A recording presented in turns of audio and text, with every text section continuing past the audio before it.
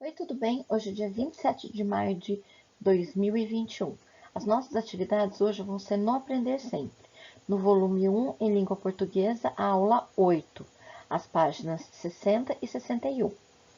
E no volume 2, matemática, a aula 7, nas páginas 86 a 88.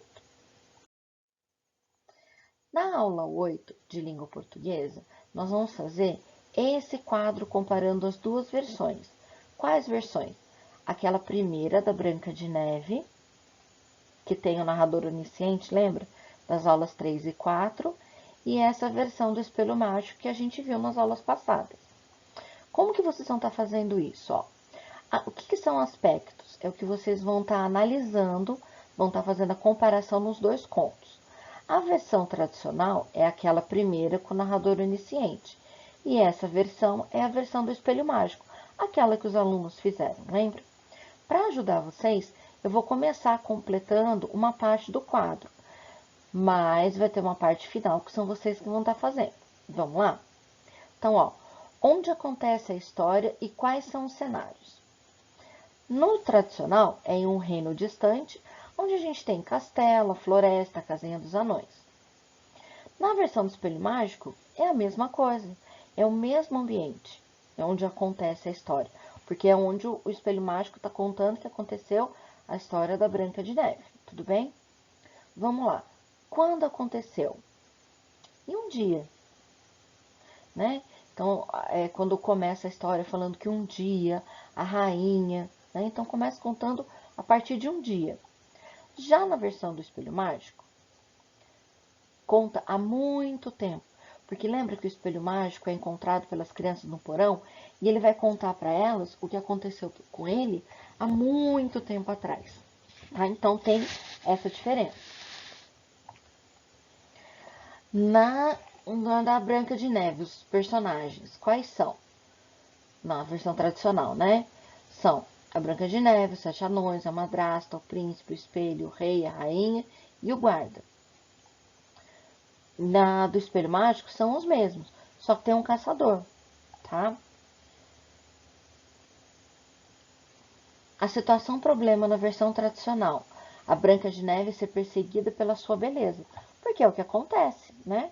Ela é perseguida, o enredo principal é a Branca de Neve ser perseguida pela madrasta. E na versão do espelho? A mesma coisa, tá? Agora, esses últimos itens são vocês que vão estar colocando. Então, vamos lá. Como que foi o início do conto? Na versão tradicional, o conto começa como? Né? O que é narrado assim logo no começo? E na versão do espelho, como que começa a versão dele? Pensa um pouquinho, tá? Tem diferença. Como que é o desfecho? Na versão tradicional, acaba de um jeito. Na versão do Espelho Mágico, acaba de outro. Quem narra o conto? Isso aqui vocês sabem responder e sabem que são diferentes, tá? Em que tempo verbal é narrado o texto? No presente? No passado? No futuro? Em que tempo que está sendo contado? Uma coisa que está sendo contado daquele momento? É isso que vocês vão prestar atenção, tá bom?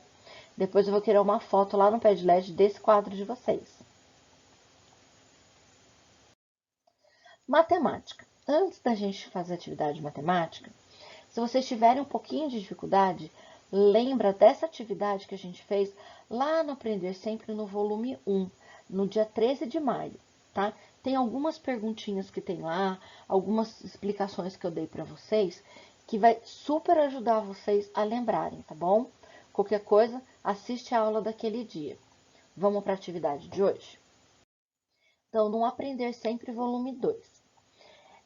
A Camila foi comprar a embalagem para fazer as caixinhas de surpresa, que vai entregar aos seus amigos, como lembrança de seu aniversário. Ela encontrou vários modelos e observou que elas tinham relação com um prisma e as pirâmides, que aprendeu na aula de matemática. Lembra que eu falei para vocês? Ela decidiu organizar as lembrancinhas em caixas com formato de pirâmides, com 3 modelos diferentes. Então, são esses 3 modelos, tá bom?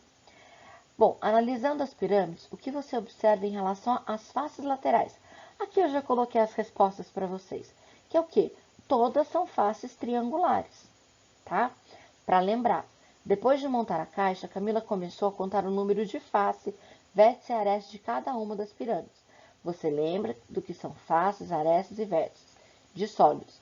Veja na imagem. Aí aqui tem um lembrete, mas aquela aula do dia 13 eu também expliquei isso para vocês, lembra?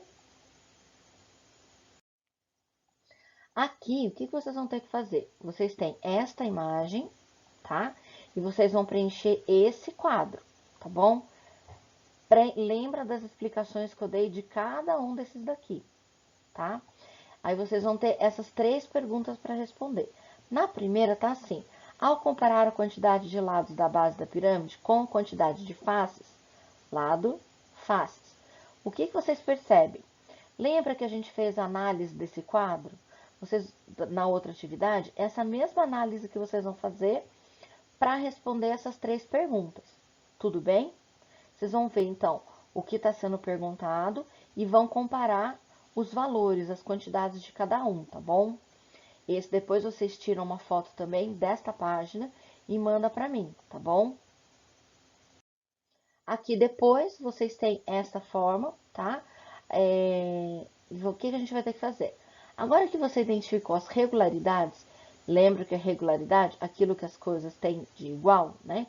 Que é regular, que é sempre o mesmo.